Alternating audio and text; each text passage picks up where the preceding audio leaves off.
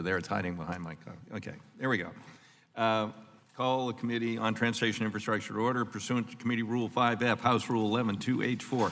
Chair may postpone further proceedings today on a question approving a measure adopting an amendment on which a recorded vote or yeas or nays are ordered. Without objection, the chair is authorized to declare recess at any time. Today, the committee will consider amending the committee's rules and approving revisions to Membership Leadership Subcommittee on Economic Development, Public Buildings, Emergency Management, Fiscal Year 2021. Budget views and estimates of the Committee on Transportation Infrastructure, H-Con Res 90, authorizing the use of capital grounds for the National Peace Officers Memorial Service and National Honor Guard and Pipe Band Exhibition, H.R. 4470, to rename St. Lawrence Seaway Development Corporation the Great Lakes St. Lawrence Seaway Development Corporation, H.R. 5756, Resiliency Enhancement Act of 2020, H.R. 2914, Housing Survivors of Major Disasters Act 2019, H.R. 5912, Expedited Delivery of Airport Infrastructure Act of 2020, H.R. 5953, Preventing Disaster Revictimization Act, and General Services Administration Capital Investment Leasing Program resolutions. First item of business for the committee is approval of two changes related to the Republican leadership Subcommittee on Economic Development, Public Buildings, Emergency Management. As members are aware, our colleague Rep. Meadows will be stepping down as ranking member of the Subcommittee on Environment, Development, Public Works, Emergency Management. This committee thanks him for his leadership. Representative Meadows will continue to serve on the subcommittee, but will be replaced as ranking member of the subcommittee by Rep. Katko, who I'm sure will do a similarly admirable job.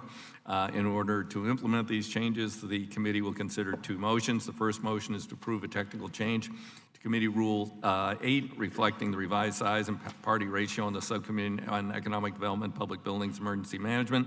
Second motion is to approve the assignments of Rep. Katko to the subcommittee as appointment as ranking member of the subcommittee, the revised membership and seniority of other members on the subcommittee. Both changes are non-controversial. Hope we can quickly approve of them.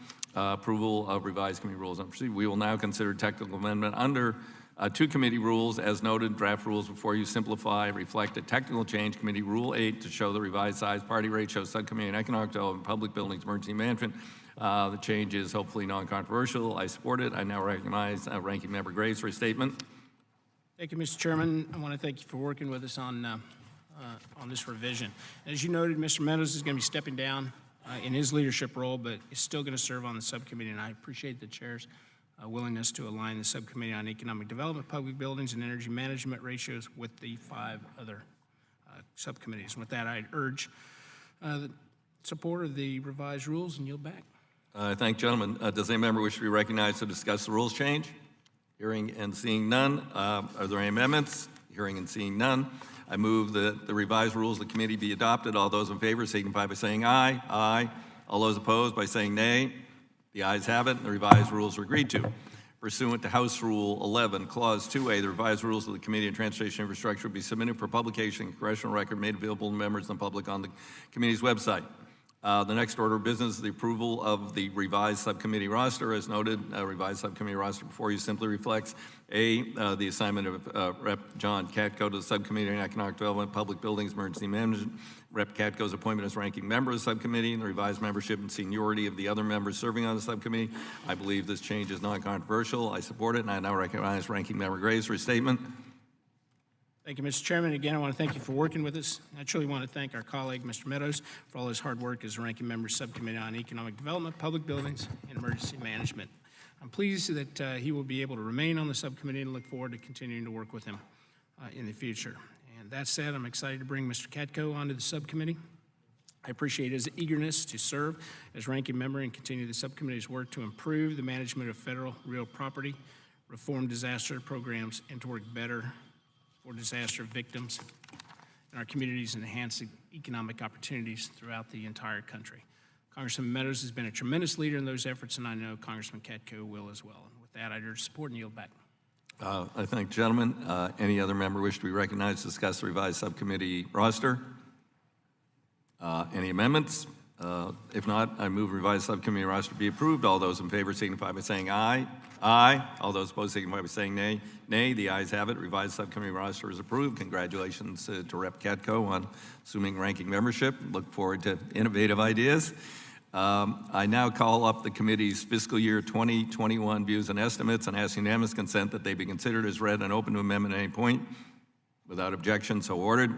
I want to thank Ranking Member for working with us on the committee's budget views and estimates. The committee's fiscal year 2021 views and estimates state that modernizing America's infrastructure network is essential to the quality of life of our citizens, productivity of the U.S. economy. It further states that through direct federal investment, we can transform our existing infrastructure in order to create jobs, including family wage jobs, spur economic growth, boost resiliency, ensure U.S. industries are supported, remain globally competitive in the world. The committee's views and estimates outline our bipartisan legislative priorities this year, including a long-term surface transportation bill, which includes Amtrak and rail programs, a water resources development bill. I look forward to working with members of the committee on this legislation. Urge my colleagues to join me in supporting the fiscal year 2021 budget views and estimates. I now recognize Ranking Member Graves for a statement. Thank you, Mr. Chairman. And thank you for working with us on the views and estimates. It's an important year for the committee, and I believe that this document accurately lays out our legislative goals for the year, and I urge my colleagues to support the views and estimates for fiscal year 2021. And with that, I yield back the balance of my time. I thank gentlemen. Does any other member wish to be recognized for his statements on the views and estimates? Hearing none. For 5 minutes? Well, okay, yeah. Oh, are there any amendments to fiscal year 2021 budget views and estimates? Hearing none. Final passage. If there are none, the question now on adoption of fiscal year 2021 budget views and estimates of the Commerce Committee on Transportation Infrastructure. All those in favor signify by saying aye. Aye. All those opposed signify by saying nay. The ayes have it. Our views and estimates are adopted pursuant to Rule 10, Clause 4F. Views and estimates of the Committee on Transportation Infrastructure will be submitted to the Committee on Budget. Is always a problem. Our next item for consideration is H-Con Res 90, authorizing the use of Capitol grounds for National Peace Officers Memorial Service and the National Honor Guard and Pipe Band Exhibition. I now call up H-Con Res 90, ask unanimous consent to discharge Subcommittee on Economic Development, Public Buildings, Emergency Management from further consideration of H-Con Res 90, be considered as read, open to amendment at any point, without objection, so ordered.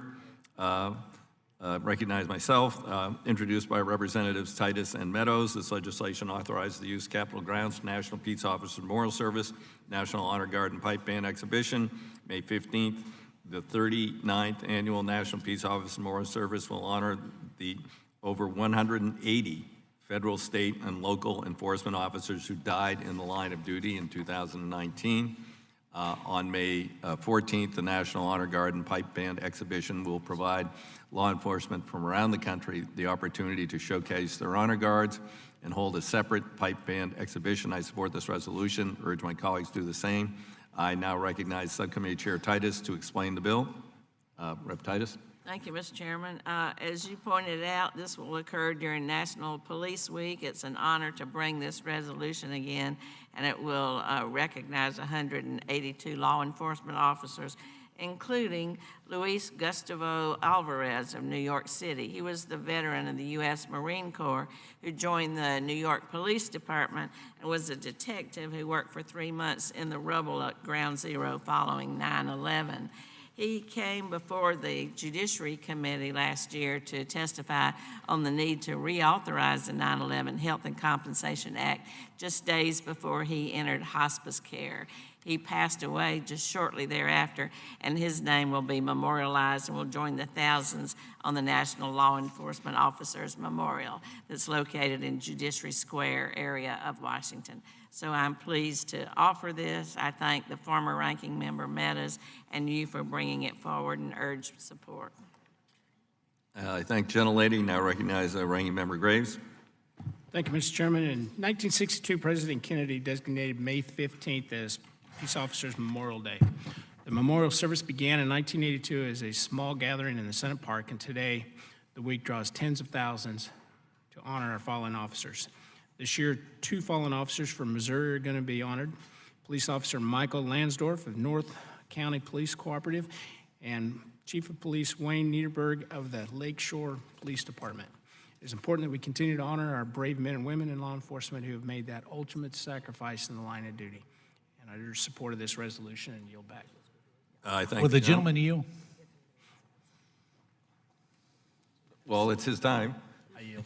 I would thank the gentleman for yielding. I want to thank him for his kind words and certainly for his leadership, and look forward to working with Mr. Katko as he really carries the ball forward and gets it in the end zone. Your leadership, Mr. Graves, is not only appreciated, but it's appreciated by millions of Americans across the country, and I want to. It's been a delight to serve under your leadership, and I yield back. Thank you. I yield back. With that, I would recognize Subcommittee Ranking Member Katko for a statement. Thank you, Mr. Chairman, and thank you for the opportunity to serve on this great subcommittee, and thank you for your work, Mr. Meadows, that you've done on this. I want to thank Chairwoman Titus and Mr. Meadows for their leadership on this resolution. And as you know, this resolution would authorize the use of the Capitol grounds for the 39th Annual National Peace Officers Memorial Service. This year, 51 officers from New York will be honored.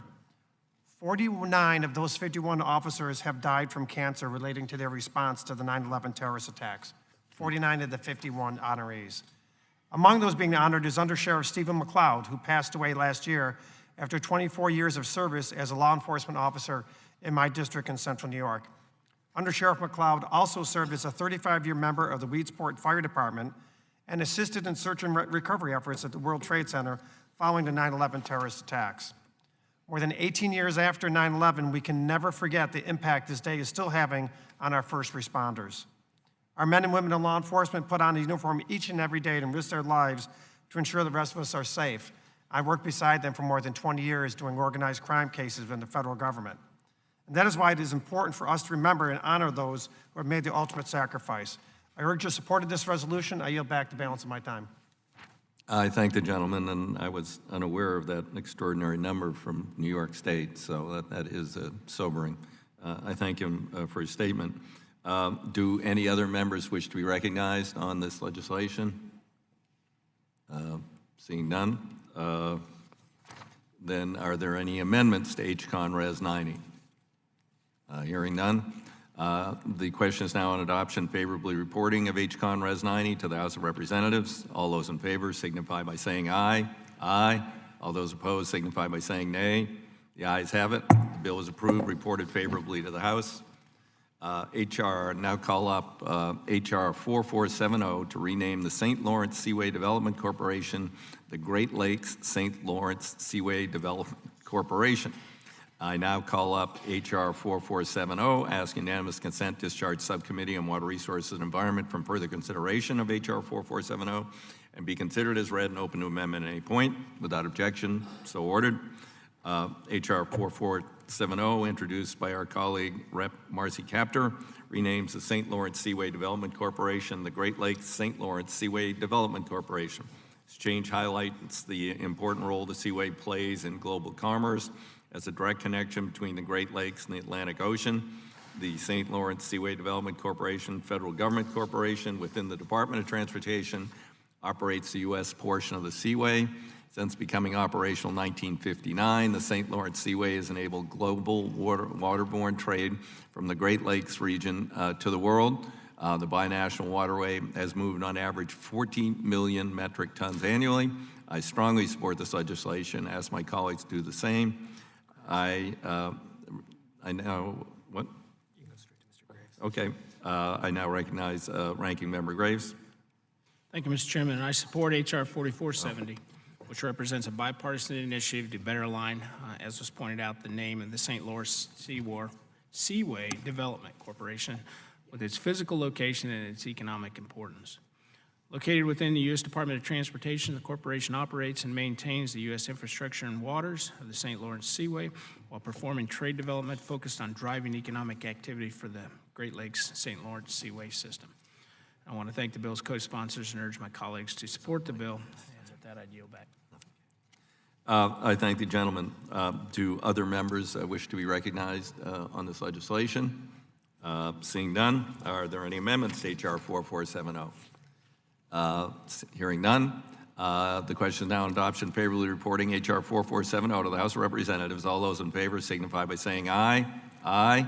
Those opposed signify by saying nay. The ayes have it. The bill is approved and reported favorably to the House. Next item for consideration is H.R. 5756, Resiliency Enhancement Act of 2020.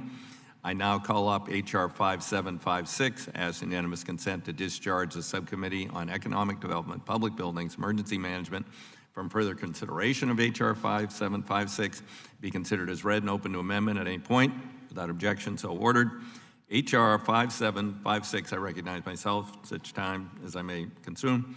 H.R. 5756 is the first FEMA-focused bill we'll consider today, tied directly to the recoveries of Puerto Rico and the U.S. Virgin Islands. I did lead a bipartisan congressional delegation to Puerto Rico and the Virgin Islands review the recoveries during last week's district work period.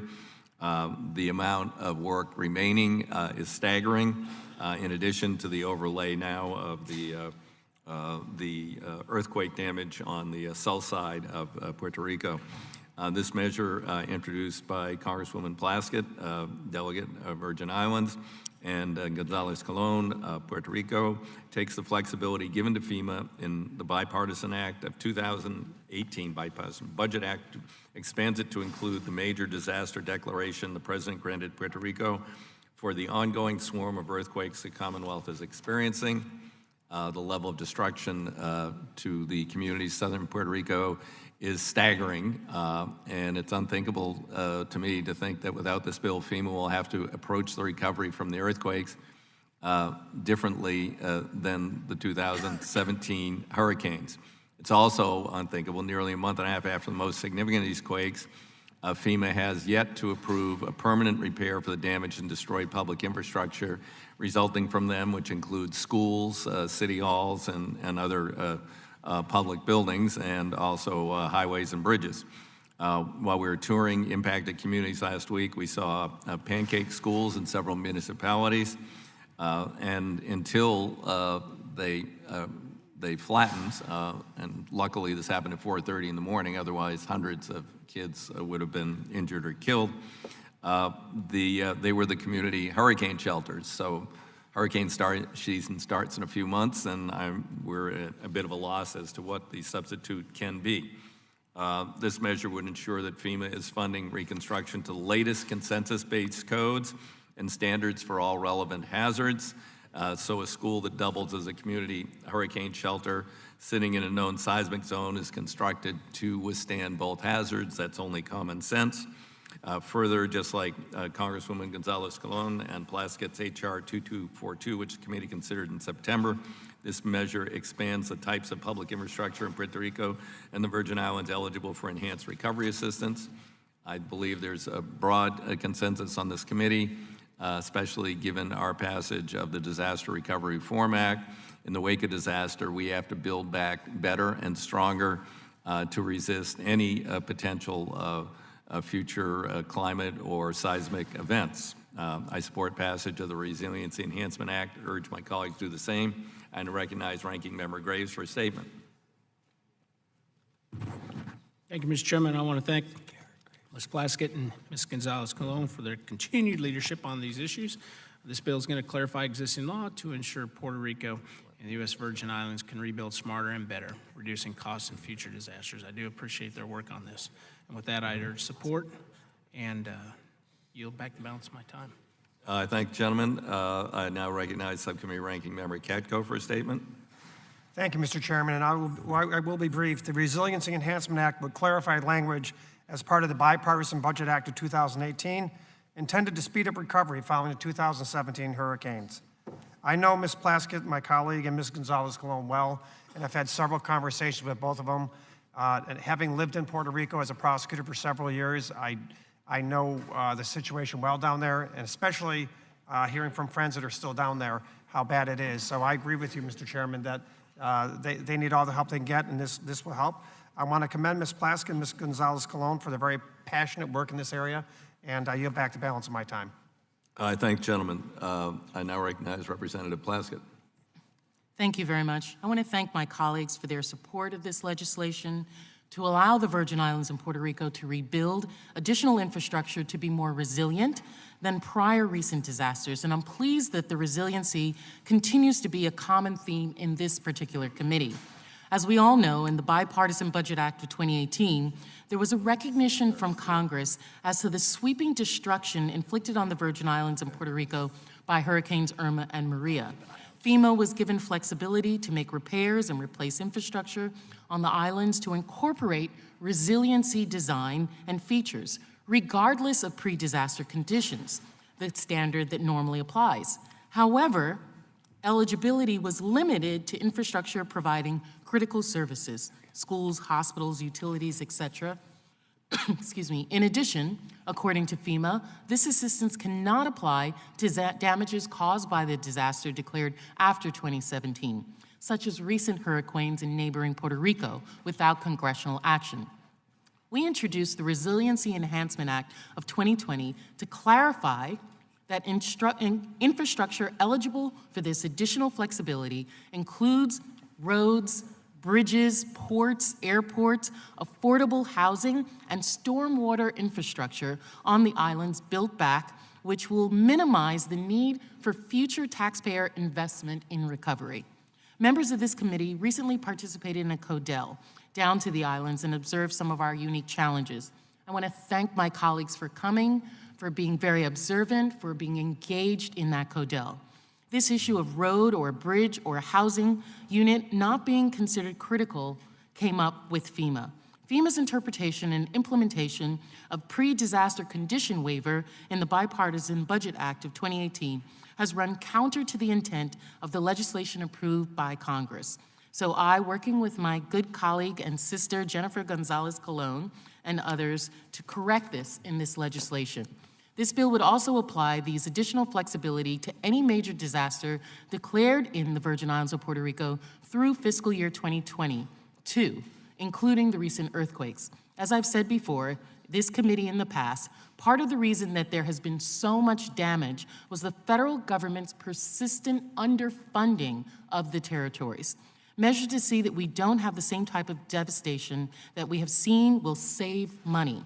It makes for a more cost-effective investment while addressing some of the specific needs in the islands already. I think it is consistent with the more resilient posture that this committee has moved us toward on a bipartisan basis, with the Disaster Recovery Reform Act and other legislation in the area of disaster preparedness and response. With climate change fixed on a radar of risk managers around the world, more attention must turn towards resiliency and working out effective measures for disaster loss reduction. I urge my colleagues to approve this legislation, and I yield back. Thank you. I thank the gentlelady. I recognize now Representative Gonzalez-Colon. Thank you, Mr. Chairman, and thank you and the committee that were on the islands during the last week. I think it's important to see firsthand what's going on the island. It's a complete different story. What you read, what the letters we can send, and actually be on the ground, looking at many of the areas. And in that sense, this bill, it's an important one for the islands. It's an important one for the recovery process. I'm a co-sponsor of this bill. The underlying bill language includes my bill, HR 2242, which amend the Robert Staff for Disaster Relief Emergency Assistance Act to include certain services. And Ms. Plaskett was talking about some of the areas that are more important for us. And one of the definitions that we are including in this bill is actually including the solid waste management. After the removal of all the debris from the hurricanes, and now with the earthquakes, we do have a problem with solid waste. So EPA recommend us to actually make those amendments. Stormwater management as well, public housing, transportation infrastructure. And why transportation infrastructure? As being two islands, everything needs to arrive by our ports. So if that infrastructure is damaged, you can receive those commodities. The medical care to the definition of critical services for Puerto Rico and the U.S. Virgin Islands. And Mrs. Stacy Plaskett just said, we work with her to include public housing and transportation infrastructure in the definition of HR 2242 when it was brought to markup in this committee last September.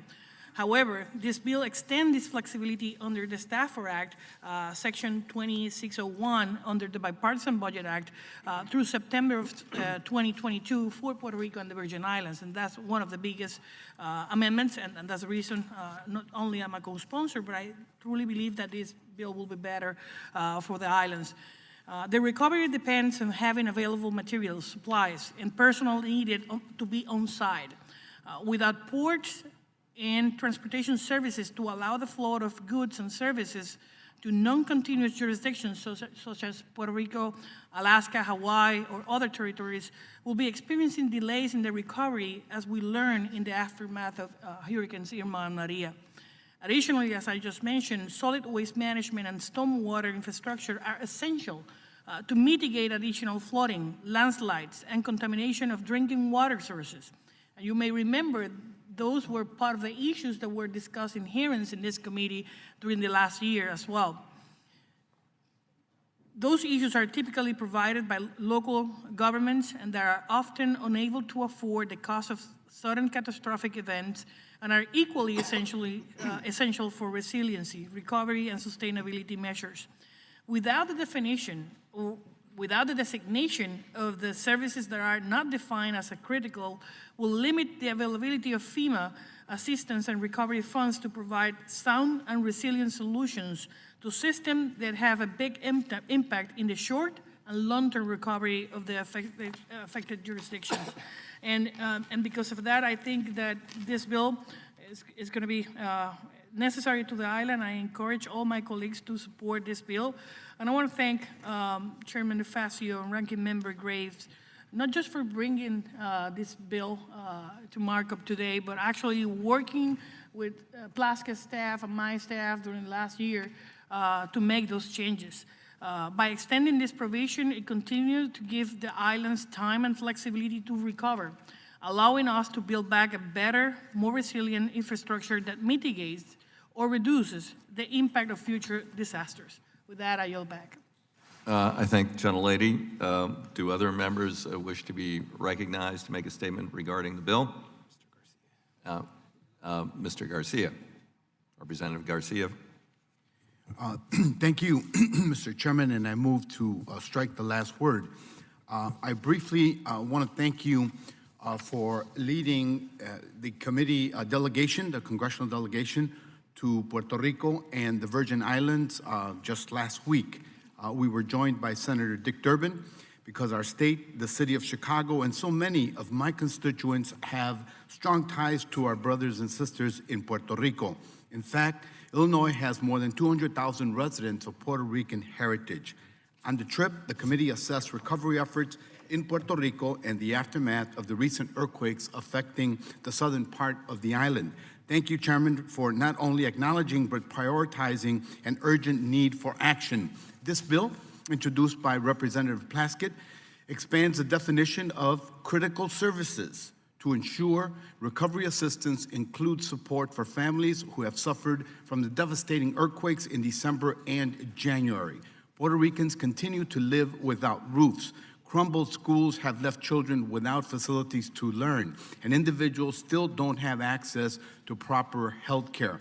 These conditions are simply not acceptable, and I commend Representatives Gonzalez and Plaskett for taking this action. While many bureaucratic issues remain, this legislation is an important step to put the people of Puerto Rico on the path to long-term recovery and economic stability. I thank you, Mr. Chairman and Representative Plaskett, for your leadership, and I urge my colleagues to support this bill. I yield back. I thank the gentleman. I also thank him for accompanying the delegation to Puerto Rico. And, you know, I was sobered by what we saw there. It's a very difficult situation ongoing. With that, are there any amendments to the bill? H.R. 5756, Representative Graves is recognized. Oh, clerk, wait, niceties. The clerk will designate the amendment. Amendment to H.R. 5756, offered by Mr. Graves of Louisiana, numbered 101. I ask unanimous consent to be considered as read without objection, so ordered. Now, Mr. Graves is recognized to explain his amendment. Thank you, Mr. Chairman. Mr. Chairman, I too have been to Puerto Rico, been to Virgin Islands, and I want to thank my friends that represent the territories for their hard work, Ms. Gonzalez-Colon and Ms. Plaskett for their hard work and efforts to help their communities recover from the devastating impacts of Hurricanes Maria and Irma and the earthquakes that Puerto Rico has experienced in recent years. Mr. Chairman, there is no question that the recovery of Puerto Rico and Virgin Islands has not been appropriate. There's no question about that, and I think that there is plenty of blame to go around all over the place. And I have not been shy about my frustration with FEMA, but I think in the case of Virgin Islands and Puerto Rico, I think that the challenges go beyond there, as we've had problems in Louisiana as well with administering many of these recovery programs. I want to reiterate something I said on the House floor a couple of weeks ago. This is not a money problem. There are literally tens of billions of dollars that are available right now for recovery in the territories, as well as other places under individual assistance, public assistance, and other programs. There is a capacity, there's an implementation problem, and in many cases, there are legal problems. Section 20,601 of the Bipartisan Budget Act of 18, what it does is it sets a pretty unprecedented condition for recovery. Whenever you provide public assistance to communities, what that means is recovery through FEMA for the recovery of public assets. That could be a school building. It could be, in some cases, a road. It could be a park. It's a public asset, not a private asset, a public asset. But under current law, the conditions of that property prior to the disaster is relevant. You don't start out with a Pinto and get a Mercedes. We have provided changes in the law, including, Mr. Chairman, as you know, just last Congress in the Disaster Recovery Reform Act, where we allowed for more flexibility and more dollars to build back more resiliently. But I am very concerned in that the base law that's being amended here, first of all, it dismisses, it totally throws out the condition of that public asset prior to the disaster. This potentially allows for the territorial governments to not be concerned about the upkeep because they can get whatever they want after a disaster actually happens. This bill goes even further in that it adds solid waste management, stormwater management, public housing, transportation infrastructure, and it uses the term medical care. Mr. Chairman, I have strong concerns that we are continuing to broaden, to open up the eligibility of public facilities and in some cases individuals whenever, one, I don't think this is in the best interest of taxpayers. I don't. Number two, we already clearly have a capacity problem with implementing the existing recovery programs, and all we're doing is further opening it up, further making more facilities eligible. So, Mr. Chairman, I have an amendment saying this is good policy. Let's do it for everybody. But why should only one area be allowed to have this? I think we should open up to everybody. And so my amendment would open up this same eligibility to every disaster. I don't think we should come here and choose who has real needs in terms of disasters. This amendment would simply not limit this just to the disasters in the territories, but also to my friends in North Carolina and Texas and Florida and other places, and would allow them to be treated the same way as this legislation poses, which I will note again that I think is bad policy. So with that, Mr. Chairman, I yield back. I thank the gentleman. Do other members wish to be heard on this amendment? I can speak at whatever time I want. Anyone else want to? Okay. Hearing none, I'll proceed. I understand the gentleman's concern about Louisiana, and certainly Ranking Member Graves would have concerns about what's happened in his state with the flooding, and I've had issues in my state with fires and other disasters.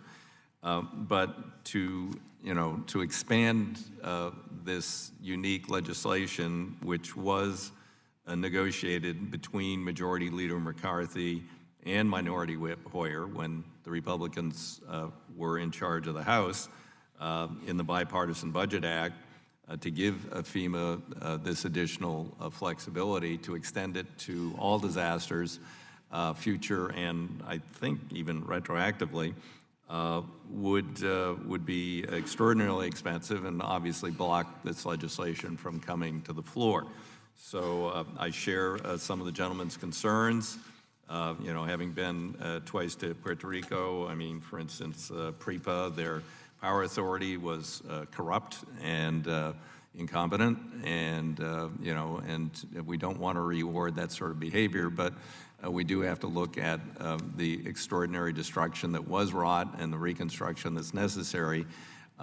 And you know, they are looking at P3 for power authority and doing other innovative things down there that could lead to a more better managed future. Also met with the current new governor and Representative Gonzalez-Colon. And as far as the Virgin Islands go, they have been neglected by the federal government for many, many years. And in the surface bill, I intend to do better by the Virgin Islands and other, you know, territories in the, you know, as we look at the formulas within that. Their formula has been frozen at 1994 levels since 1994. So I think it's 94 or 93, can't remember. But anyway, with that, I would oppose legislation. Others who wish to be heard? Will the gentleman yield?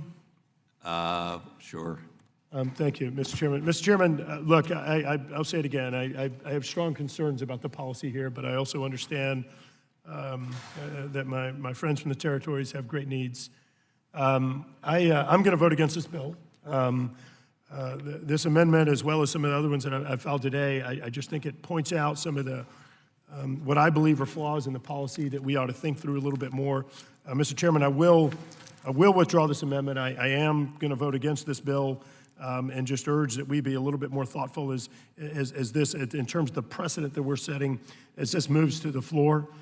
But I would ask one favor, Mr. Chairman, the term medical care that's on page 2, line 9, medical care, the term care, is not a traditional eligible use of funds under this program. It has been explained to me that this simply refers to medical care facilities, so the actual facility rather than the care itself. And I just, as we move forward, Mr. Chairman, it would be great if we could get clarification on that as we move forward. But with that, I'll ask unanimous consent. To withdraw the amendment, but I would like the term medical care at some point to be clarified to make it clear that this is not opening up this program or dollars to provide medical care to individuals, which would be very much out of context of this program, that rather it is limited strictly to the facilities that provide that care. So again, Mr. Chairman, I ask unanimous consent to withdraw.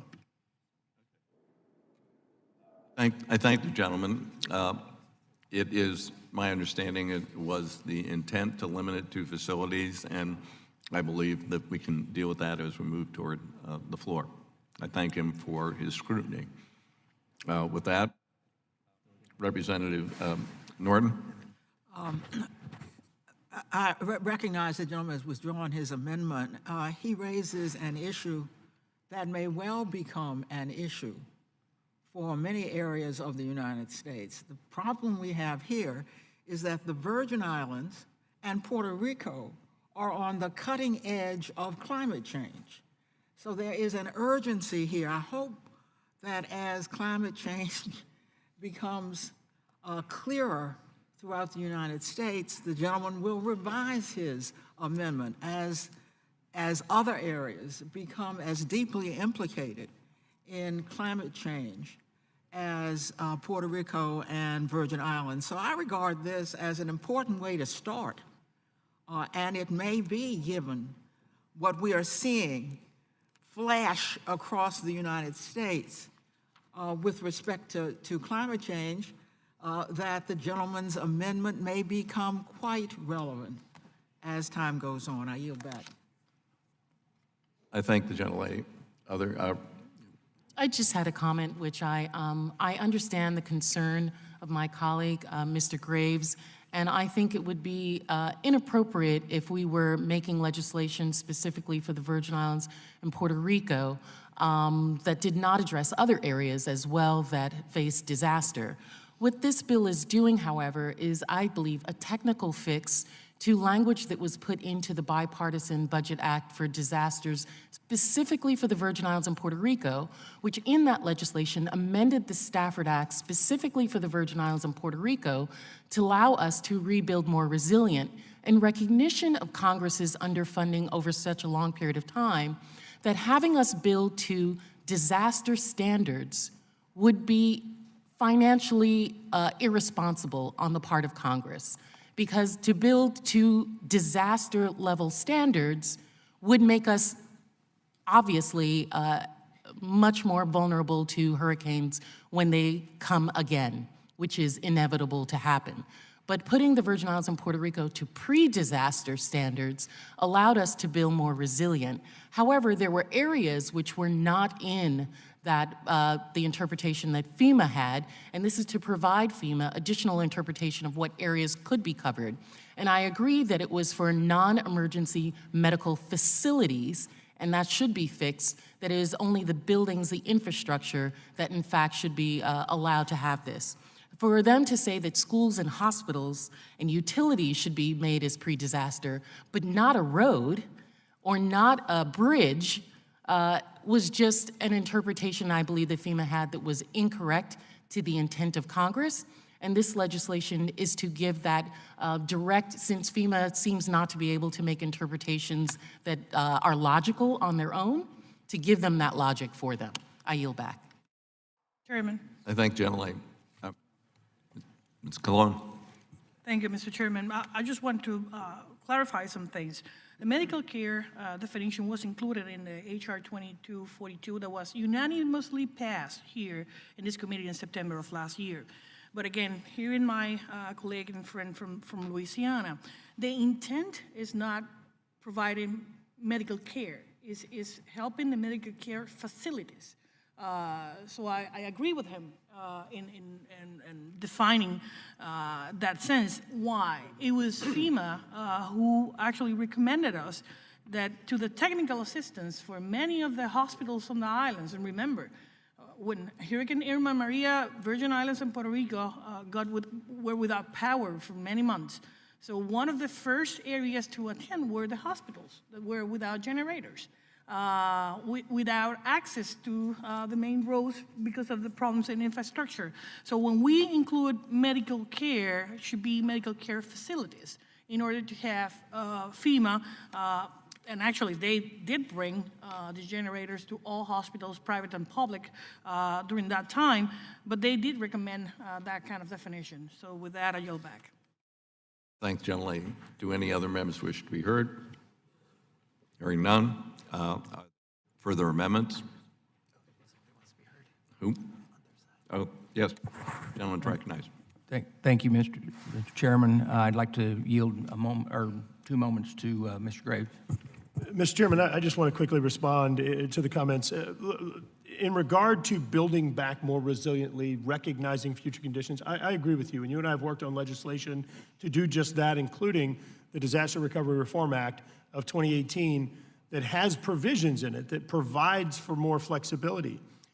One thing I would commit to both of you, and I think that Mr. Meadows and I know Mr. Katko and many others would be willing to work together with us.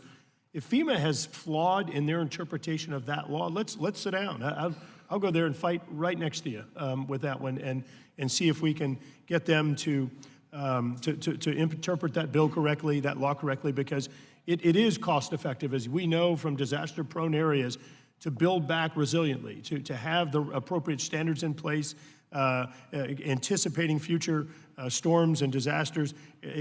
Study after study shows you get better cost savings by ensuring that you're building resiliently, that you're mitigating from disasters. And so we did make that change in this committee. It is law today, and I'd be willing to work with you all on that. But again, on this legislation, I just think it needs more work, and we'd like to think through it a little bit more as we move forward. Yield back. I thank gentlemen. Further comments? Hearing none. Are there any additional amendments? Hearing none. The amendment was withdrawn, as I understand. Gentleman asked unanimous consent to withdraw. Without objection, it's withdrawn. We'll now move to the adoption and reporting of H.R. 5756, House of Representatives. All those in favor signify by saying aye. Aye. Those opposed signify by saying nay. The ayes have it. Mr. Chairman, Yes. can we have a recorded vote? At that point, we will, should you choose that, the chair will postpone, and we will take, at the end of the consideration of all the bills, we will have the recorded votes. With that, we move on. Our next item for consideration is H.R. 2914, Housing Survivors of Major Disasters Act 2019. And I'll call up H.R. 2914, ask unanimous consent to discharge Subcommittee Economic Development, Public Buildings, Emergency Management from further consideration of H.R. 2914. Be considered as read, open to amendment at any point. Without objection, so ordered. An amendment in the nature of a substitute offered by Representative Espilat was filed. Does the gentleman wish to offer his amendment? Yes, Mr. Chairman, I have an amendment in the nature of a substitute at the desk. All right. The amendment was circulated. Copies of the amendment are in your packets. Clerk will designate the amendment. Amendment in the nature of substitute to H.R. 2914, offered by Mr. Espelot, numbered 02. Without objection, the amendment in nature of substitute shall be considered as read. The amendment in the nature of substitute shall be considered as base text for purposes of amendment. Representative Espelot will be recognized for 5 minutes to explain the amendment. Representative Espelot. Thank you, Mr. Chairman. First, I want to thank the committee staff and all of the advocates who contribute to this bill. The people of Puerto Rico need help, and they have help in this bill. And I want also to thank the co-lead, Congresswoman Gonzalez-Colon. I thank her and her team for the work they put into this legislation. It has been 1 month since this devastating series of earthquakes hit the southern part of Puerto Rico, damaging roughly 1,000 homes and displacing hundreds. Many people have been living in tents and makeshift shelters ever since, in public parks and open areas. The earthquake's devastation was particularly harsh because the island of Puerto Rico has yet to fully recover from 2 unprecedented storms, both Hurricane Maria and Irma, which occurred 2.5 years ago. The federal government's delay in delivering aid to the vulnerable residents of Puerto Rico have left families displaced for months at a time. Currently, in the city of Guanica, at least 350 people have been living in tents for the past month. Mr. Chairman, I saw those families, and particularly I remember an elderly couple. The mother, the woman, had survived the attack on 9/11 at the towers, and she subsequently moved and retired to Puerto Rico, and now this elderly couple was living in a park under a tent. Unacceptable, and I say that it's sort of like an indictment against the U.S. government that this family that survived the attacks on the Twin Towers is now living in the middle of a park in Puerto Rico. In part, these delays can be attributed to the issues addressed in the Housing Survivors of Major Disaster Act, a bill that Ms. Gonzalez-Colon and I introduced together after Hurricane Irma and Maria struck in the fall of 2017. First, this bill expands the form of shelter that FEMA regards as housing so that the mobile homes, bunkhouses, and residents living in other alternative forms of shelter are eligible to receive assistance under the Disaster Housing Assistance Program, also known as DHAP. Second, this bill expands the type of documentation that applicants may submit to FEMA to prove their residency or ownership of property impacted by a natural disaster, thus easing the burden on the applicant. Many of these disaster victims have inherited homes that are for 2, 3, maybe even 5 generations. Many of them don't have the leases nor the deeds. And so to place another hurdle on them, I think it's a travesty and really a monkey wrench on the way. Third, This is key. This legislation directs FEMA to develop a standardized declarative statement form, which applicants will use to self-certify their tenancy or ownership of damaged property. FEMA already accepts these forms as an alternative to evidence such as housing deeds or lease agreements. However, the agency inexplicably failed to provide these forms directly to the residents of Puerto Rico. This simple fix will ensure tens of thousands of survivors who have been overlooked in the past never face this hurdle again. Fourth, this bill makes aid available to cover the cost of surveys that applicants undertake while providing ownership in order to apply for aid. This is critical because families in crisis cannot go out there and swallow the cost of land surveys. They don't have the money to pay for attorneys, nor are they physically or mentally or emotionally in a position to navigate this very complicated bureaucracy. Lastly, this bill directs FEMA to assess a cost-benefit analysis of the disaster housing assistance program compared to the alternative assistance programs the agency has at its disposal, such as the direct lease program. FEMA has argued that the DHAP program is too costly and that an alternative and has not decided to activate an alternative currently in Puerto Rico. But we believe we need to see hard and fast evidence of how this program has performed so we know the best tools to use when future disasters strike. It is high time that Congress takes a comprehensive look at the federal government's disaster recovery program, but these simple adjustments in policy are low-hanging fruits and will immediately improve the way FEMA delivers aid. Again, I thank the committee, Congresswoman Gonzalez-Colon, and the advocates we work with for all their contributions in drafting this legislation and help getting it over the line. Thank you, Mr. Chairman, and I yield back.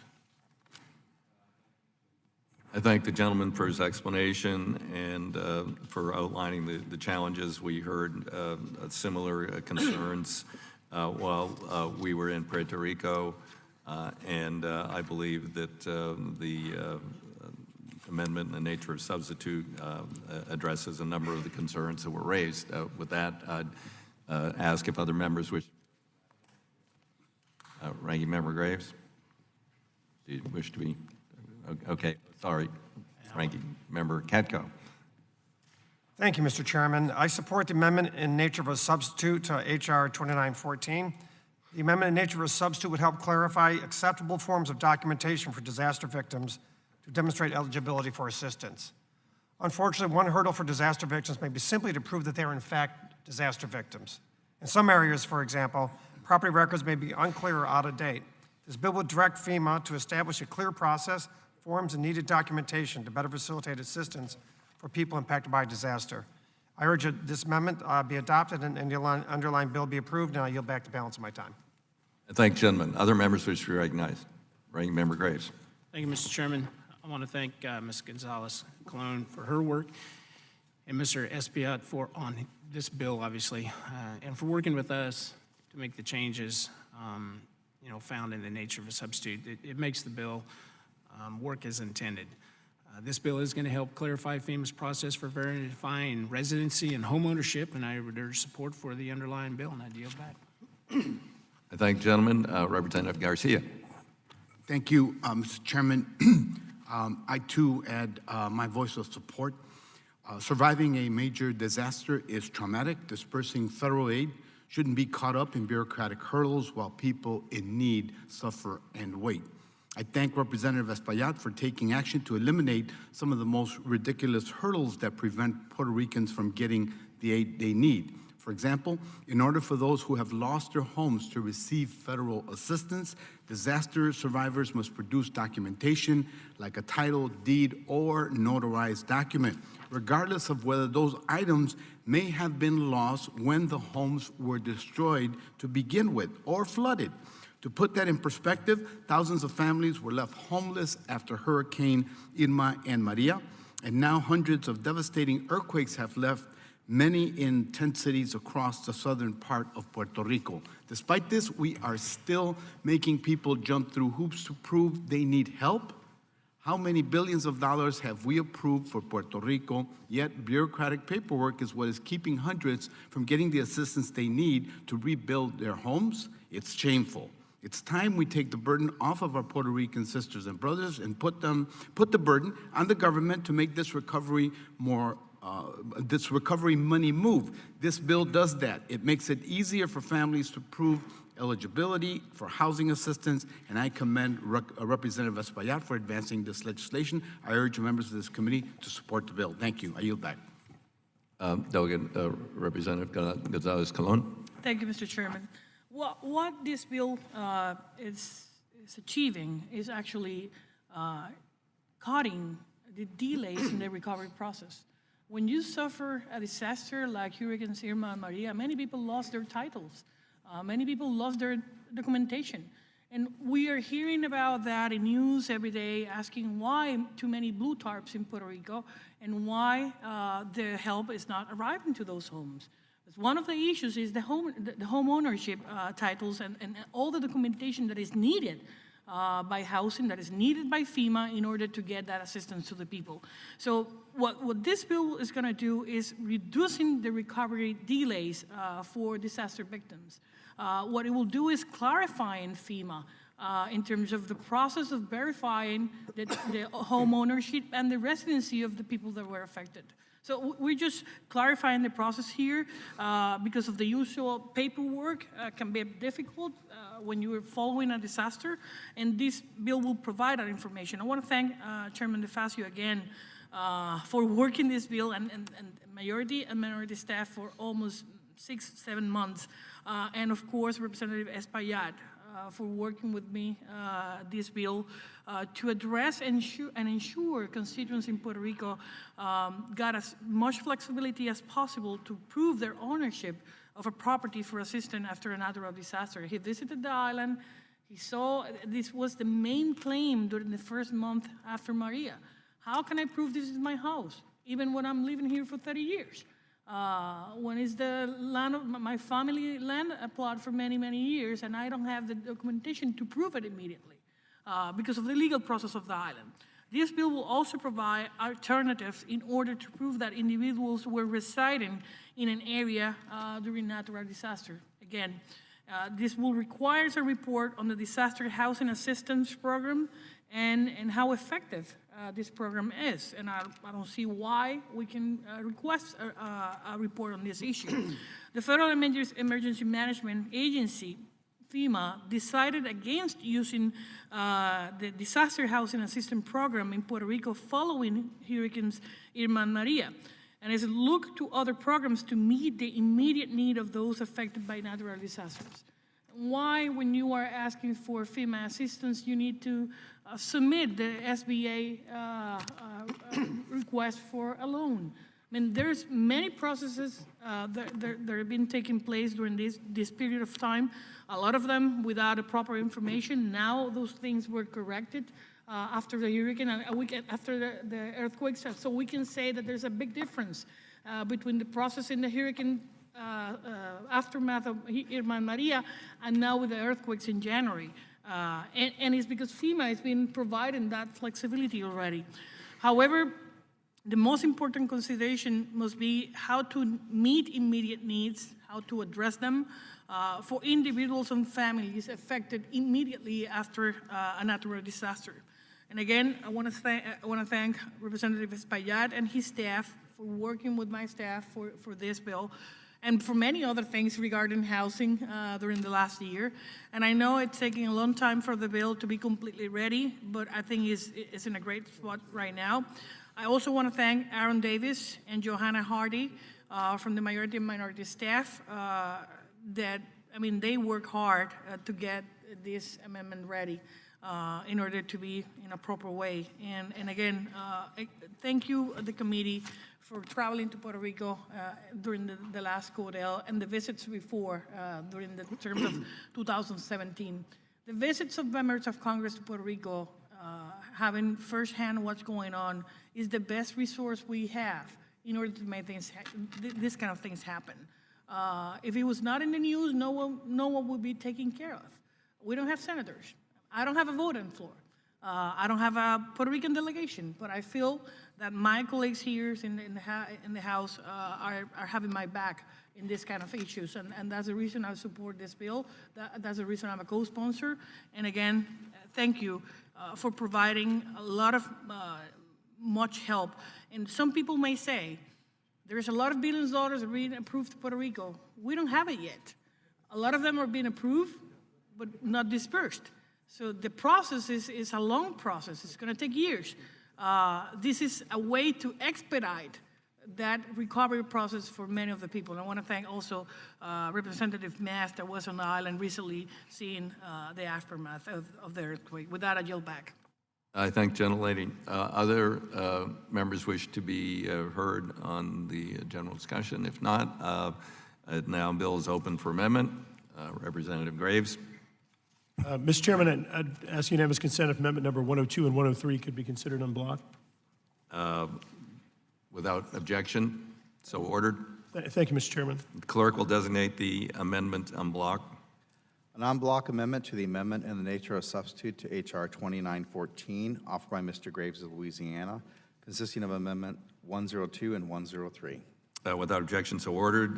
Representative Graves is recognized to speak on his amendment. Thank you, Mr. Chairman. Amendments. Yes. Thank you, Mr. Chairman. Mr. Chairman, very quickly, I understand there may be bipartisan agreement on these two amendments. The first amendment is the exact text that the Congresswoman Stacey Plaskett and I worked on in H.R. 1311.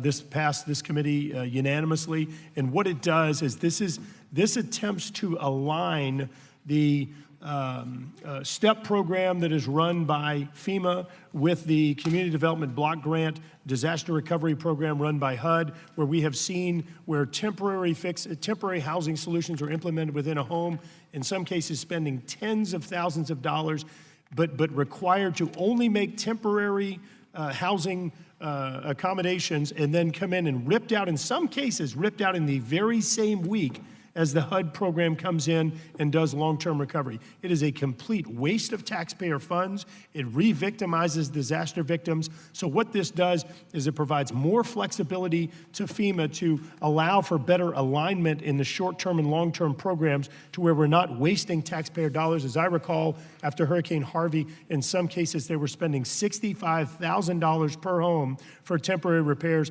only to come in and immediately rip things out in some cases and do permanent repairs. Again, let's save taxpayer monies. Let's not re-victimize our disaster victims. And this amendment provides that better flexibility to align those programs. 103, in the underlying bill, what this does is it tries to help improve eligibility of those for disaster assistance that are having trouble proving title. The goal is laudable, although the base text I have concerns with. One amendment that we do here is it just basically aligns in the case of some state law that automatically transfers title to heirs in the event of a death. And that's the case in my home state of Louisiana, that under the state law, it doesn't require will and testament to allow for the transfer or the inheritance of a home. It goes to the heirs, and so this would align those heirs as being eligible as the primary owner or primary residents of that home. So I ask for adoption of the two amendments in block and yield back. I thank the gentleman. Do any other members wish to be heard on the amendment? If not, I'll recognize myself. Thank the gentleman.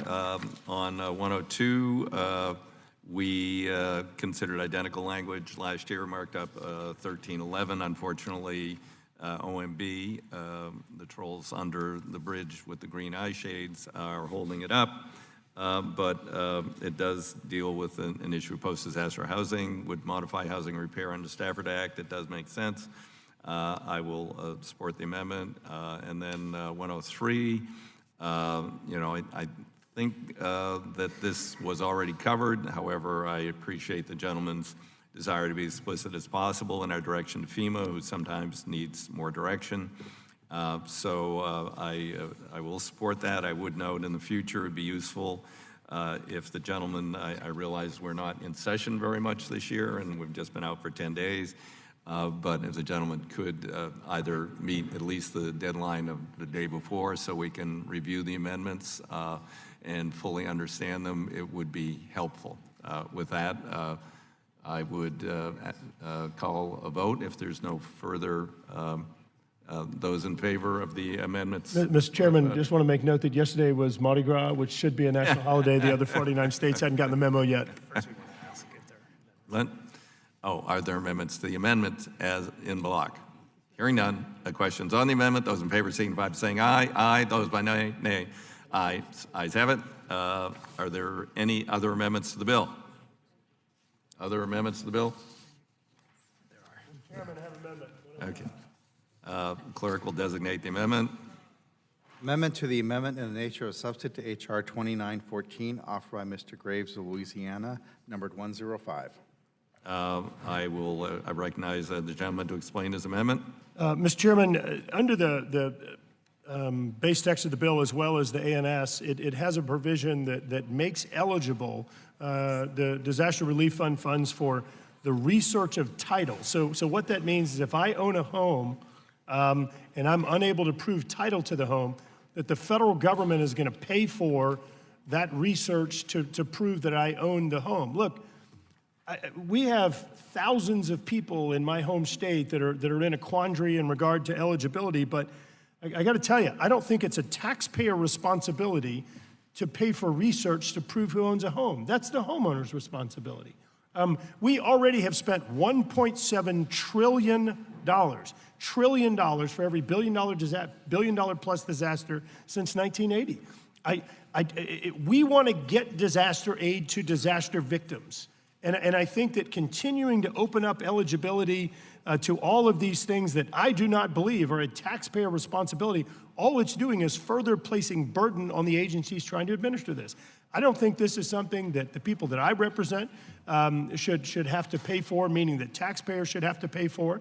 I understand this is part of the recovery process, but I think that you having some documentation to show that you own a home is a homeowner responsibility. Further, the base text of the bill lowers the threshold in terms of proving ownership to, quote, a charitable donation receipt that lists the name and address of the individual.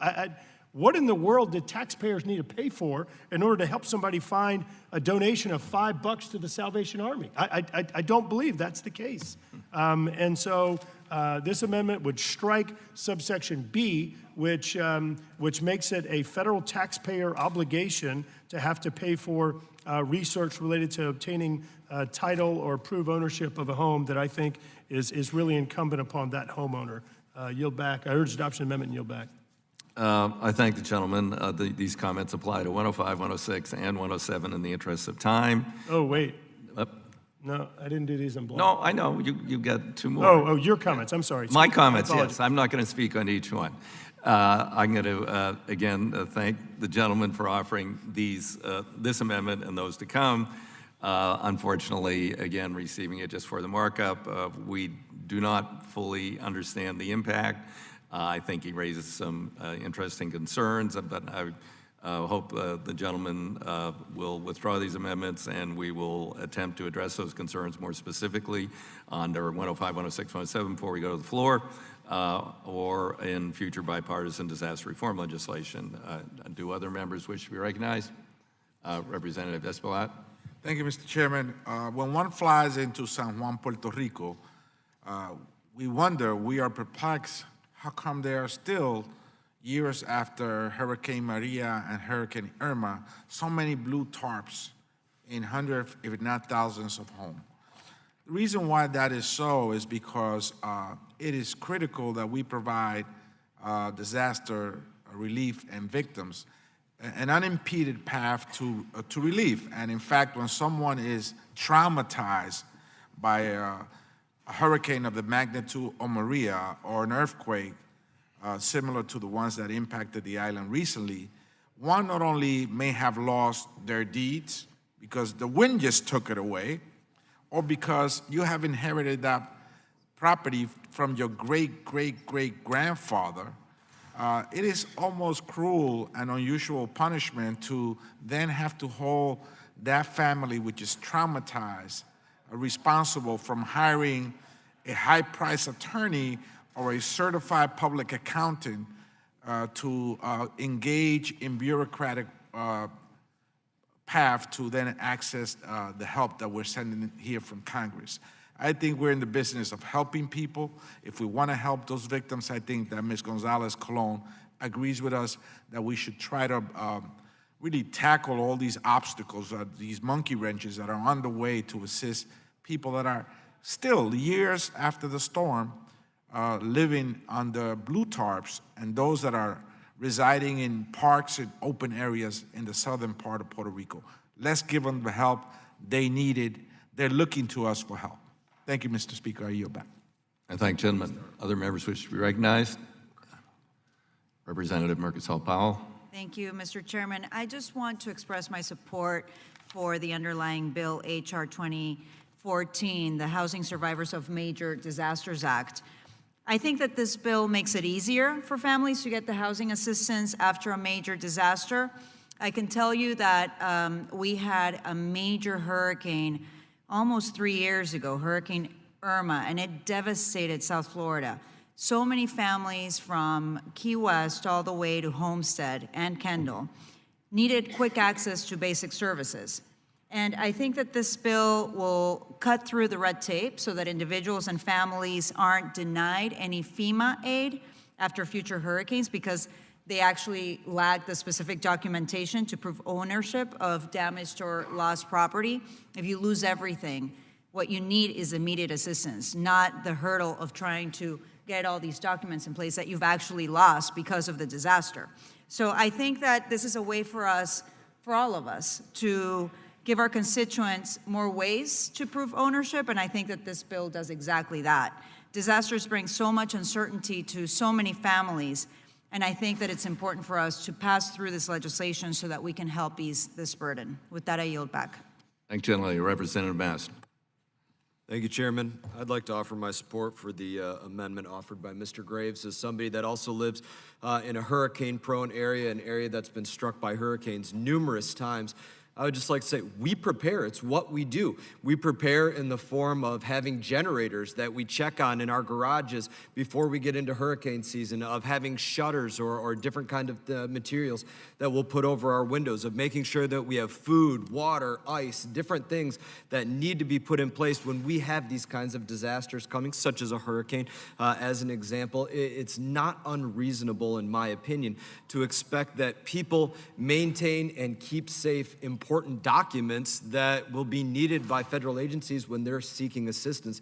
That should be a reasonable expectation as anybody that lives in any disaster-prone area. I think that's a very fair ask, and I would just like to, as I said again, offer my support for that amendment. I yield back, Mr. Chairman. I thank gentlemen. Others wish to be heard. Delegate Gonzalez-Colon. Thank you, Mr. Chairman. I need to be opposed to this amendment, and I will tell you why. I may agree in the sense of why opening a process, but the reason behind here, the Bipartisan Bill Act actually provide this help to Puerto Rico. We assign funds to Puerto Rico to actually do the same thing this amendment is doing.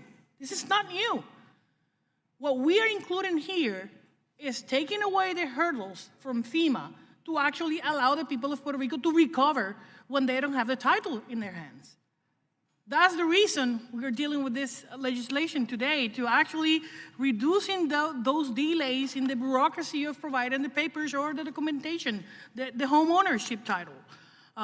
Why we are going to be asking not to have this in the FEMA provisions when it was included already, and actually I think it's more than $1 million that is already assigned to do that kind of research to the title deeds. Mr. Chairman, I really appreciate the efforts of Mr. Graves, and I want to thank him for many of other help he gave me during the recovery process, but I need to oppose this amendment that we received this morning.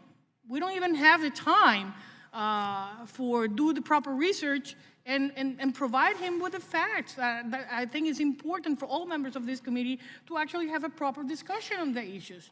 And that's the reason when you receive an amendment like this, at this time in the morning and just to revise all the documentation, I will be more than happy to provide any more details if we got more time to do so. The funding for this amendment will prevent the minimum at most, which is helping the people in need after a disaster. Why should the government, in their assistance efforts, not help individuals and families to get in that support? Why not? That will be my reason.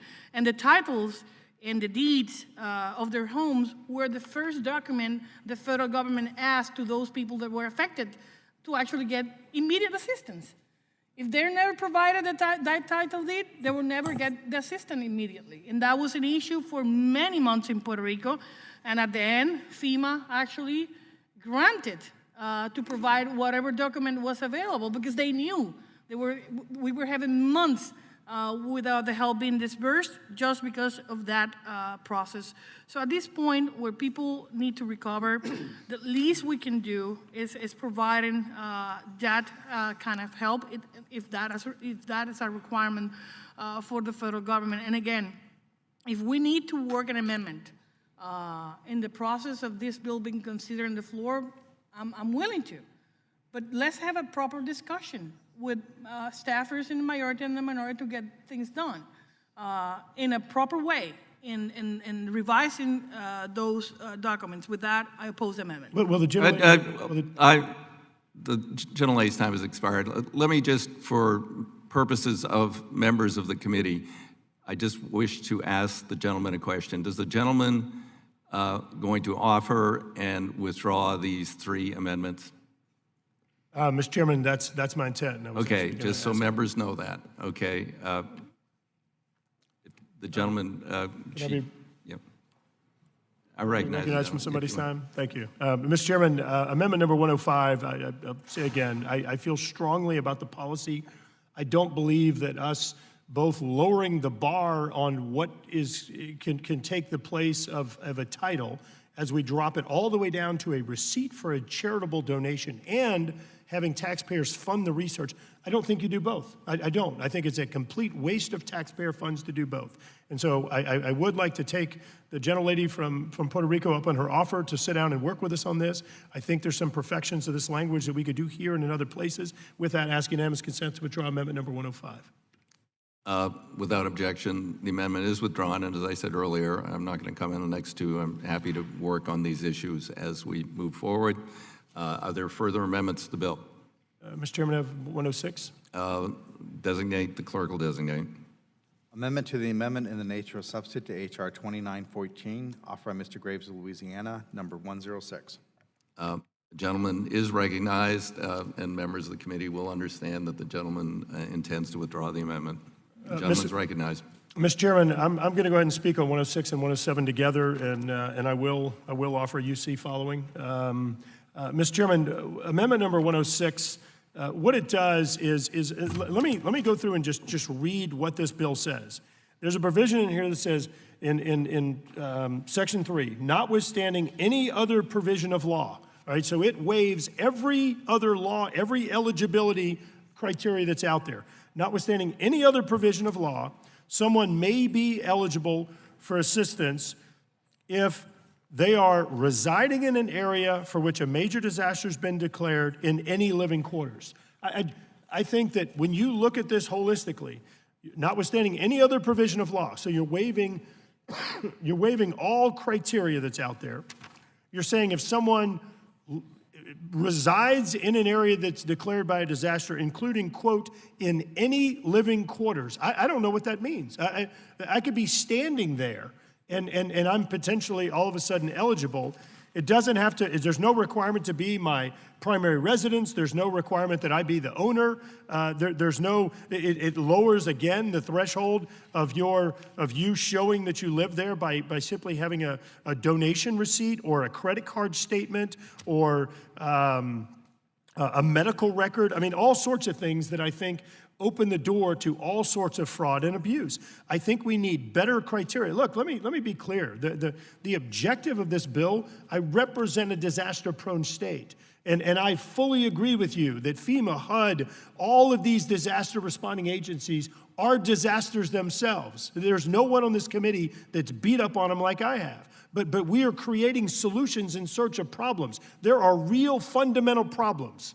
We appropriated $1.7 billion in HUD funding over 3 years ago for a 1,000-year flood we had. Less than $700 million of that has been, quote, offered, not granted, offered to flood victims. I am well aware of the fundamental problems with how poorly these disaster agencies, and in some cases, states or territorial governments respond or participate in recovery. But we're creating solutions in search of problems. If anyone wants to file a bill that blows up FEMA and HUD, sign me up right now. I'm on board.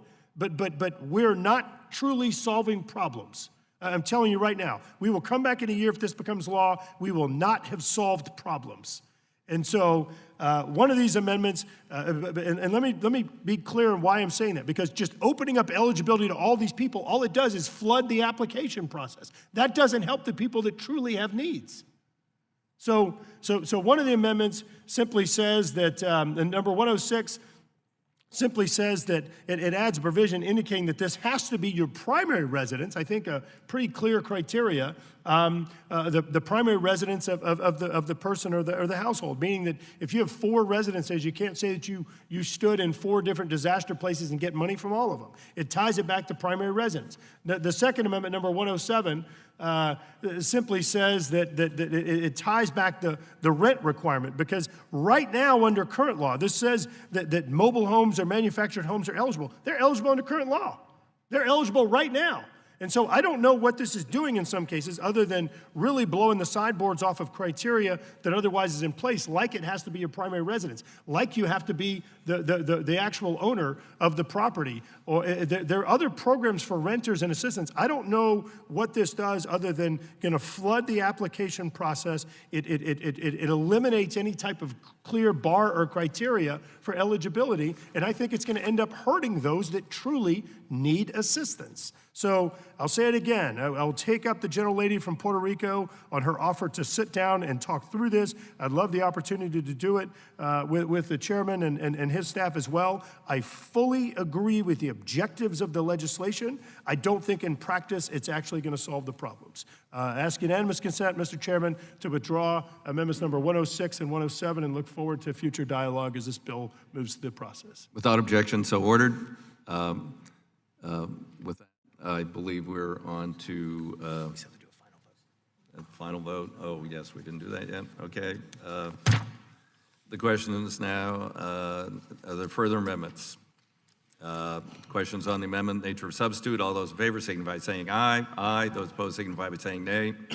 Ayes have it. Amendment in nature of substitute agreed to. Final passage, HR 2914 as amended. Question now, adoption in favor of reporting HR 2914 as amended. The House of Representatives. Those in favor signify by saying aye. Aye. Those opposed by saying nay. The ayes have it. The bill as amended is approved and ordered reported. Next item of consideration, HR 5912, Expedited Delivery of Airport Infrastructure Act. I now call up HR 5912, asking unanimous consent to discharge Subcommittee on Aviation. Further consideration of HR 5912 and to be considered as read and open to amendment at any point without objection, so ordered. I support, recognize myself. I support the bill introduced by Ranking Member Graves, Missouri. According to the International Air Transport Association, global air traffic expected to double 2035, creating an urgent need for airports to develop infrastructure necessary to accommodate growing number of airline passengers. HR 5912 would help address the need by allowing airports to use the AIP program to offer incentive payments to contractors, early completion of airport planning or development projects. It also includes critical guardrails that would help ensure expedited projects do not negatively affect any of the safety operations of the airport. GAO reported last week funding airports received from AIP and passenger facility charge will not be sufficient to cover the cost of planned projects. This has forced airports to take on more and more debt, resulting in airports diverting a total of $12 billion or 78% of their total PFC revenues collected to service their debt load from fiscal years 2013 to 17.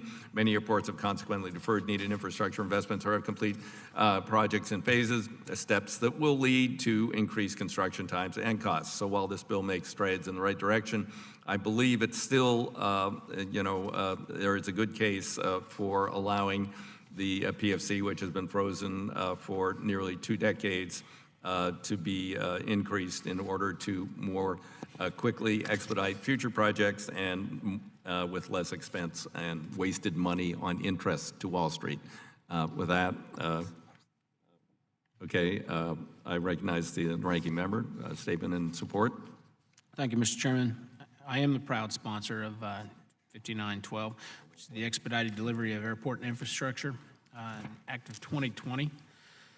The ranking member of the Subcommittee on Aviation briefly has summarized, which this is going to provide airports a common sense way to incentivize early completion of airport projects. And I'd also like to request unanimous consent that 2 items be entered into the record. First, a joint letter in support from the American Association of Airport Executives and the Airports Council International, and a second letter of support from the Associated General Contractors of America. Without objection, so ordered. Thank you, Mr. Chairman. The use of airport improvement program funds for incentive payments is left to the discretion of airport operators, but the benefits of incentive payments are well known in the surface transportation sector. This bill is going to allow airports to expedite the delivery of the airport projects. It's going to take better advantage of short construction seasons and relieve operational disruptions that result from such projects. In total, I mean, the bottom line is going to save money. This is a common sense practice that is utilized for other federal infrastructure projects, and it does not increase federal spending above what we already spend annually on the AIP. And I want to thank Ranking Member Graves for his co-sponsorship of the bill. And I urge my colleagues to support the bill and yield back. Thank you, gentlemen. Do other members wish to be heard? Oh, Ranking Member Graves. Thank you, Mr. Chairman. Mr. Chairman, I want to thank the full committee, Ranking Member Graves, for his leadership in this legislation. As indicated, in other forms of infrastructure, other types of infrastructure, we're allowed to do incentive payments. Let's keep in mind that you can actually monetize safety improvements. You can monetize being able to get additional flight capacity in place or other airport capacities in place. This legislation would simply allow for incentive payments to speed up construction that would allow you to pull forward that cost savings effectively. If in some cases you have weather seasons, you have other challenges that may provide smaller windows for construction, but if we can get safety improvements in place faster, if we can get flight capacity in place sooner, then you can monetize those improvements. So this bill, I think, is very well thought out. It incentivizes the right type of behavior to allow us to get these projects in place faster and to prevent project inflation and cost creep, as we've seen in many cases, including the home airport that I represent, New Orleans Airport. Mr. Chairman, I urge adoption of this legislation, and again, want to thank Ranking Member Sam Graves for his leadership on this issue, and I appreciate the opportunity to work with you all. I yield back. Thank you, gentlemen. Other members wish to be recognized? Seeing none. Are there amendments to H.R. 5912? Hearing none. Question now on adoption in favor of reporting H.R. 5912 to the House of Representatives. All those in favor signify by saying aye. Aye. Those opposed, nay. Nay. The ayes have it. Bill is approved and ordered reported favorably to the House. Our next item for consideration is H.R. 5953, Preventing Disaster Revictimization Act.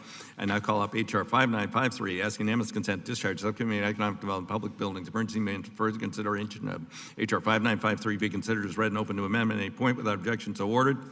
Our final, I recognize myself, our final FEMA day was introduced by Ranking Member Graves, Representatives Huffman Thompson, Lamalfa, California, Congresswoman Plaskett. It's designed to ensure disaster assistance survivors not re-victimized by the recoupment of disaster assistance they receive from FEMA. With that, who's next? I guess Ranking Member Graves. Thank you, Mr. Chairman. I'm pleased to sponsor this bill. In the 2018 Disaster Recovery Reform Act, we included language to make the recovery process for communities fair and much more equitable. When disaster victims apply in good faith for FEMA assistance and to receive it from the agency, we expect those individuals will move quickly to use the assistance for eligible expenses like home repairs, which obviously speeds up the recovery effort. These victims, who usually want nothing more than to start putting their lives back together again, they don't expect FEMA to come back weeks, months, or even sometimes years later and say, sorry, FEMA and the federal government made a mistake and now you're going to have to pay back those funds. But that's how the current process works. Through no fault of their own, many disaster victims are then faced with debt collectors and the full force of the federal government in seeking repayment.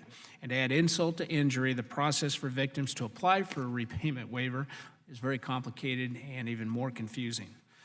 For people acting in good faith to rebuild, they should not be re-victimized because FEMA, after asserting that the folks were qualified and did the right thing in the first place, later determines that it made an error. Unfortunately, disaster victims have experienced this recently in my district in Missouri as a result of the flooding. I have an individual in Holt County who lost his family home to the flooding that devastated North Missouri and other parts of the region last March. His individual assistance application with FEMA was approved, and he was provided about $12,000 to help him get back on his feet. FEMA then later determined that he shouldn't have received the money to recover from that flood and told him he had to pay it back. To the federal government, $12,000 might not seem to be a whole lot of money in the grand scheme of things, but I can tell you it's a whole lot of money for a whole lot of folks out there, especially those that have just lost their homes. It was FEMA's error, but in the end, my constituent paid that money back, and all he got in the end from the federal government was the development, it was a period, I guess, of false hope, followed by a lot of heartache. I heard similar stories firsthand from Congressman Garrett Graves' district when I visited last fall, and I know other members on the committee and in Congress have seen this problem in their districts. H.R. 5953 would clarify that if there is an error by FEMA and there's no evidence of fraud, it's a very important part of this, the victim's debt is automatically viewed as a hardship and waived. It also requires FEMA to report back to the committee on its error rates and tell us exactly what they are doing to reduce them.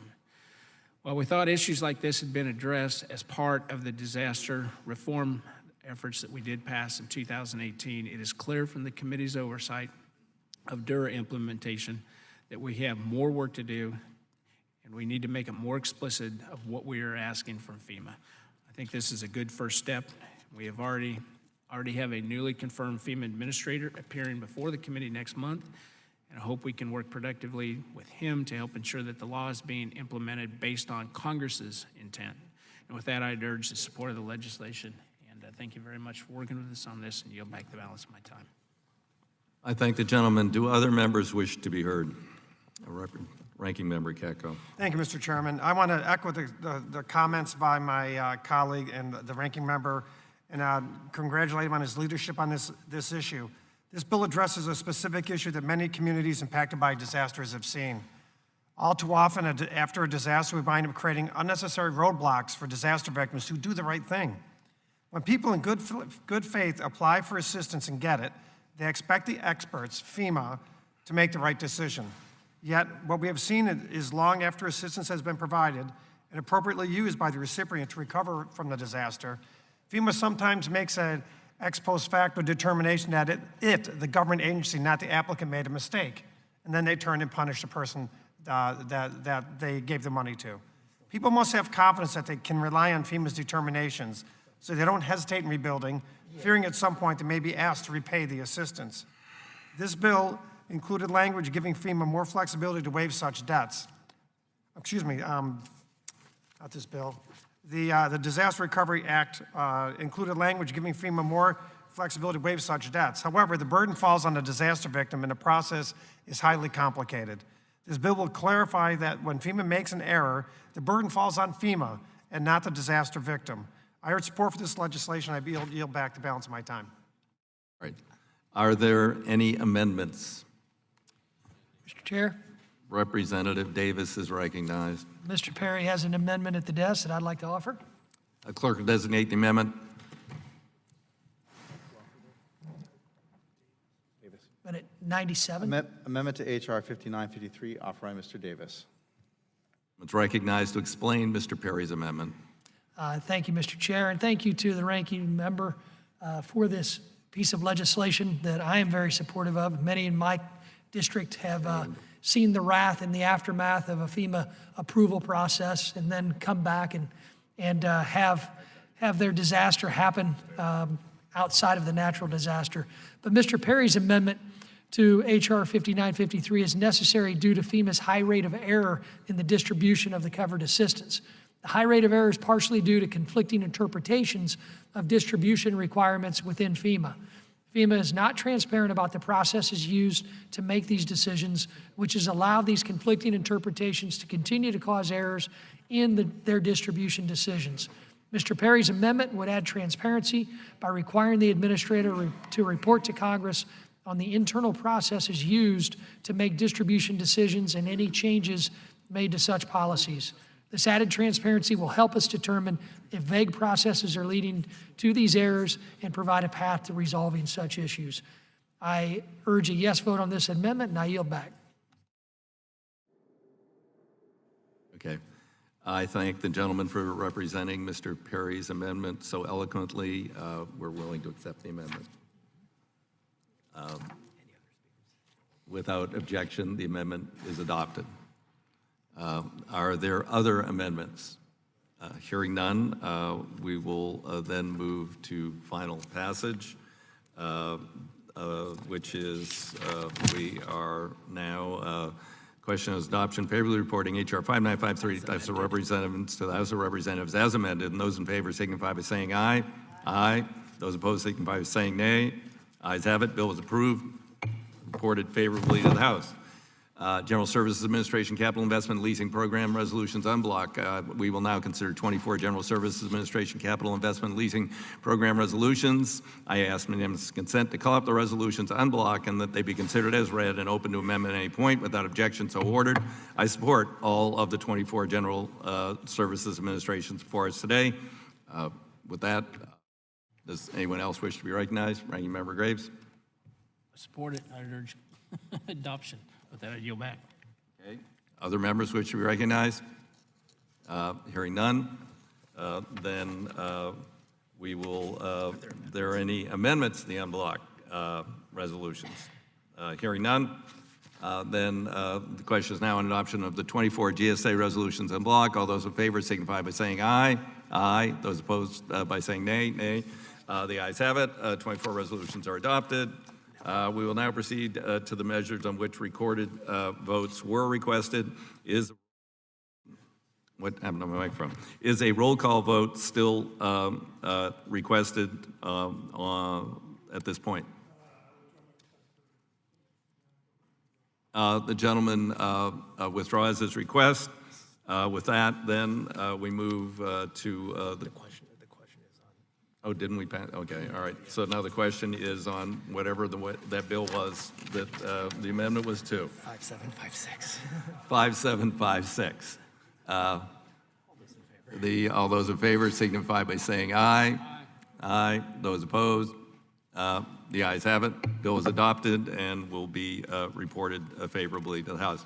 I ask unanimous consent that each bill reported today will be reported as a single amendment, the nature of substitute incorporating any amendments adopted without objection.